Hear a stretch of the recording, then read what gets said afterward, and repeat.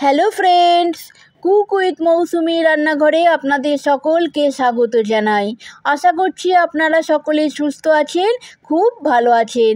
আজ আমি দারুণ টেস্টি, খুবই সুস্বাদু চিড়ের পোলাও বানিয়ে আপনাদের দেখাবো। এই চিড়ের পোলাওটা খেতে এতটাই ভালো লাগে বন্ধুরা, বলে বোঝানো যাবে না। ঘরে থাকা মাত্র কয়েকটি উপকরণ দিয়েই আমি এই চিড়ের পোলাওটা তৈরি করে নিয়েছি। তাহলে চলুন দেখি নিই এই চিড়ের পোলাও আমি কিভাবে তৈরি করছি।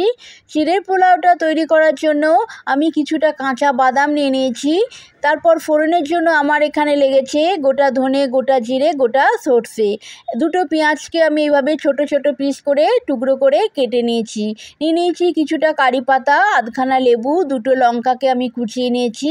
আর নিয়েছি স্বাদ মতো লবণ, একটু চিনি আর 1 চামচের মতো হলুদ গুঁড়ো। এইদিকে আমি 1 বাটির মতো চিড়ে নিয়েছিলাম। তারপর চিড়েটাকে 2-3 বার জল দিয়ে ধুয়ে নেওয়ার পর ভালো করে চিড়েটা থেকে জলটাকে ঝরিয়ে নিয়েছি। চিড়ের মধ্যে জল থাকলে হবে না, চিড়েটাকে এইভাবে ঝরঝরে করে নিতে হবে। এবার আমি চিড়ের পোলাওটা তৈরি করব।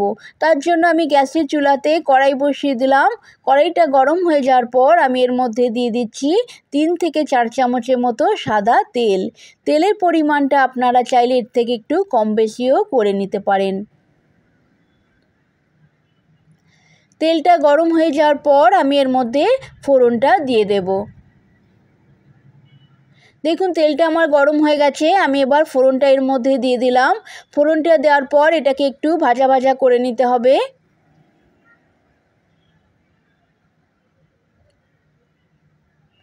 দেখুন ফোড়নটা আমার ভাজা ভাজা হয়ে গেছে। এবার আমি এর মধ্যে দিয়ে দেবো কাঁচা বাদাম। বাদামটা দেওয়ার পর আমি এর মধ্যে দিয়ে দিচ্ছি কারি পাতা। কারি পাতাগুলো আমি এর মধ্যে দিয়ে দিলাম। তারপর বাদামটাকে কারি পাতার সঙ্গে একটু ভালো করে একটু ভাজা ভাজা করে নেব। গ্যাসের ফ্লেমটা আমি এই সময় লো টু মিডিয়াম রেখেছি। লো টু মিডিয়াম রেখে আমি বাদামটাকে একটু হালকা করে ভেজে নিচ্ছি।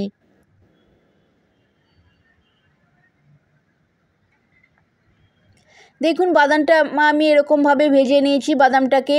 এরপর আমি এর মধ্যে দিয়ে দেবো কেটে রাখা পেঁয়াজটাকে। পেঁয়াজটাকে দেওয়ার পর পেঁয়াজটাকেও আমি হালকা করে একটু ভেজে নেব। আর দিয়ে দিলাম এর মধ্যে কেটে রাখা কাঁচা লঙ্কা।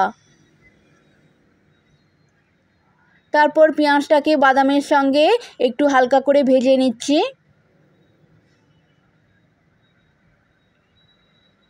দেখুন পেঁয়াজটা আমি এরকমভাবে ভেজে নিয়েছি। এরপর আমি এর মধ্যে দিয়ে দেবো 1 চামচের মতো হলুদ গুঁড়ো আর দিয়ে দেবো স্বাদ মতো লবণ।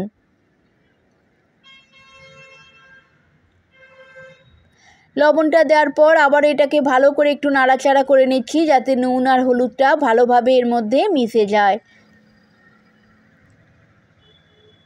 নুন আর হলুদটা দেওয়ার পর আমি এবার এর মধ্যে দিয়ে দেবো চিড়েটাকে। আমি এবার এর মধ্যে দিয়ে দেব। দেখুন সুন্দরভাবে এটা আমার ভেজে নেওয়া হয়ে গেছে। এবার আমি চিড়েটাকে এর মধ্যে দিয়ে দিচ্ছি। চিড়েটাকে আমি এর মধ্যে দিয়ে দিলাম। এবার এটাকেও ভালো করে একটু নাড়াচাড়া করে নেব, যাতে সমস্ত কিছু ভালো করে চিড়ের মধ্যে মিশে যায়। এইভাবে 2-3 মিনিট নাড়াচাড়া করে চিড়েটাকেও একটু ভাজা ভাজা করে নিতে হবে। বন্ধুরা আপনারা এটা অবশ্যই বাড়িতে একবার বানিয়ে খাবেন, দেখবেন ভীষণ ভালো লাগছে এই চিড়ের পোলাওটা। দেখুন সুন্দরভাবে আমার চিড়েটাকে ভেজে নেওয়া হয়ে গেছে। এরকমভাবে চিড়েটাকে একটু ভাজা ভাজা করে নিতে হবে।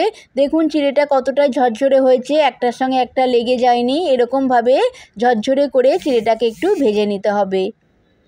এরপর আমি সবশেষে এর মধ্যে দিয়ে দিলাম লেবুর রস। লেবুর রসটা দেওয়ার পর আবারও এটাকে একটু ভালো করে নাড়াচাড়া করে নিচ্ছি, যাতে লেবুর রসটা ভালোভাবে চিড়ের মধ্যে মিশে যায়।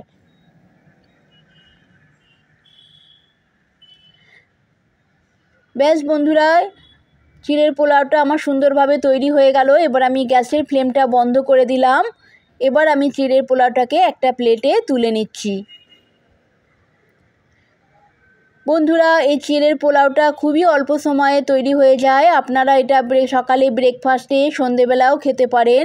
আবার বাচ্চাদের স্কুলে টিফিনেও এই চিড়ের পোলাওটা বানিয়ে দিতে পারেন।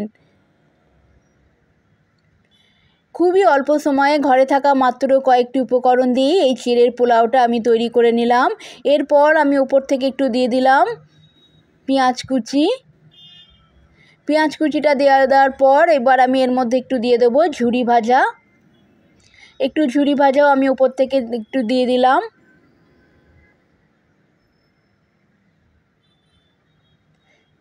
ব্যাস, আমার চিড়ের পোলাওটা তৈরি হয়ে গেল। বন্ধুরা, আপনারা এরকমভাবে বাড়িতে বানিয়ে অবশ্যই খাবেন, দেখবেন ভীষণ ভালো লাগছে।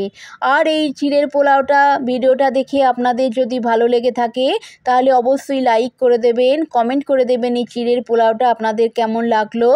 আর চ্যানেলে যদি নতুন হয়ে থাকেন তাহলে একটা সাবস্ক্রাইব করে দিয়ে পাশে থাকবেন। আবার কোনো নতুন রেসিপির ভিডিও নিয়ে চলে আসবো। ততদিনে সবাই খুব সুস্থ থাকবেন, ভালো থাকবেন। সবাইকে আমার অনেক অনেক ধন্যবাদ।